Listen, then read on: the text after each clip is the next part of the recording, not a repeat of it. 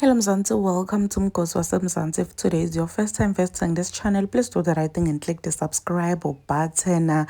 So a popular content creator and social media personality Tumaki, popularly known as the Shwapa Queen, is safe after surviving an attempted break-in lapha ekhaya lakhe eMpumalanga eMatsulu in the early hours of Friday morning, Sana, which is yesterday. The incident occurred just after uMaki akhombise abambe imali yesamba lapha etinkundleni tokuxhumana, abambe isamba lekubonakala ngazuthi uvele wasi-withdrawer or wasibamba. Ngisibonile owabambe qumbe emaphepha yemali ayibambile washutha-ke waposta lapha etinkundleni tokuxhumana and bantu they have been warning uMaki ukuthi yekela kuhlala ukhomba abantu imali, yekela kuhlala ukhomba abantu ukuthi wena unemali, namhla wena uthenga ifriji, namhla wena uyarenovate, namhla wena wendani, because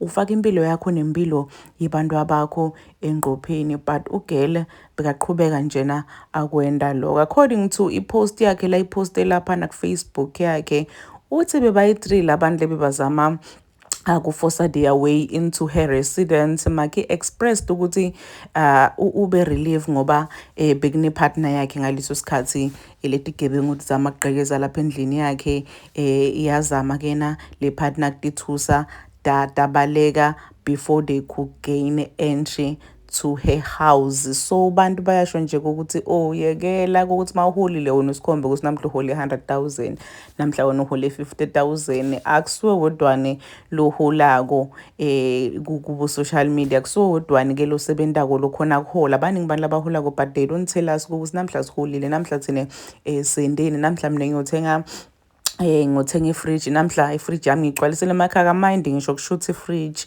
Yes, we are happy for her.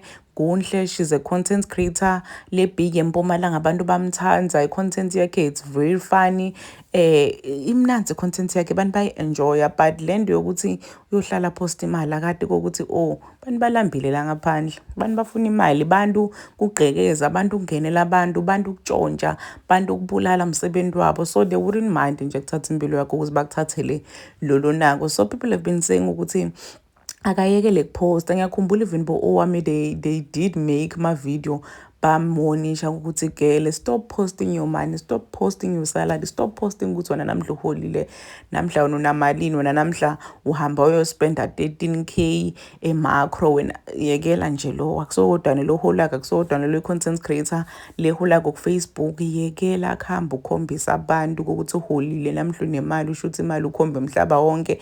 But okungenela ubeka impilo yakho nempilo yabantu abakho engqopheni. But ugirl omakana imali usaqhubeka nokuposta. Abantu bavakalise kungavelani naye lapha etinkundleni tokuxhumana kuma-comments basho ukuthi cha, we've been saying ukuthi akayekele, nebantu kudala bamkhuta kuthiwe ke nama umkhuta kuthiwa unemona, kuthiwe njena awumjabuleli omnye umuntu, but umkhuta out of concern ukuthi hayibo uyabona ukuthi lo muntu lona ubeka impilo yakhe engqopheni, but for some reason usaqhubeka. So abantu bashilo nje ukuthi eyigele thina we've been warning you ukuthi yekela kushutha imali, yekela kusikhombisa akhombisa mhlaba ukuthi wona namhla uhole 30,000, namhla wena uhole 100,000. Basade ukungenela because bantu la mhlabeni umsebenzi wabo ukuthi bangenele bantu, bantshontshele bantu.